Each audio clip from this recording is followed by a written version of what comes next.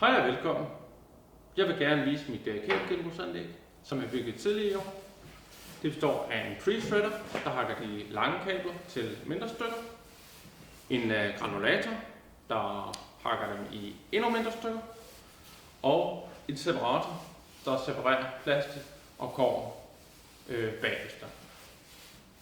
Hvis vi starter med pre-threaderen, så ligner det jo godt nok en flisemaskine, og det er sådan set en god grund til. Det er fordi det er det. Men jeg har lavet nogle modifikationer. Jeg har sat den her hætte på for eksempel for at føre udkastet ned i den beholder der.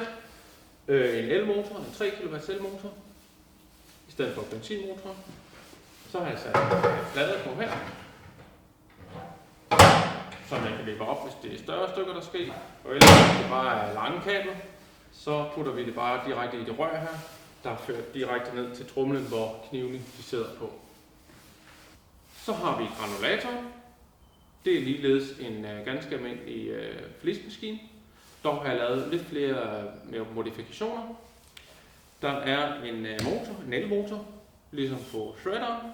Dog er det en 4 kW herover, da det kræver lidt mere power at drive en granulator end bare en shredder. Jeg har blokeret udkastet bare med en metalplade. Det vil sige, materialet kan ikke komme ud.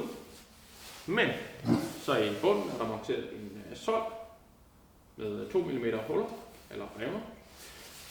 Det vil sige, når materialet kommer ind i den her fine indføringsskakt her, så kan materialet ikke komme ud, før det er småt nok til at slippe igennem solen. Når det så er småt nok, og det ryger igennem solen, så bliver det samlet i den her 80 liters murbalje.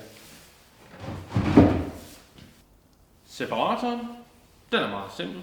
Det består af en støvsuger, nilfisk i det her tilfælde, det kunne være hvad som helst. En cyklon, en spand nedenunder, og en Y-splitter, og en lille stump rør. Materialet kommer i den her trakt, en 3D-printet trakt, der har en lille skråning indad. Det kan vi måske vise senere. Materialet kommer i her. Alt det lette, som er støv og plastik, bliver suget op af slangen her, ender i spand under cyklonen. Og alt det tunge, som er vores kobber, det ender i spanden der. Mine fremtidsplaner med disse tre maskiner, det er at få dem bygget sammen, så jeg kan nøjes med at fodre pre-threader.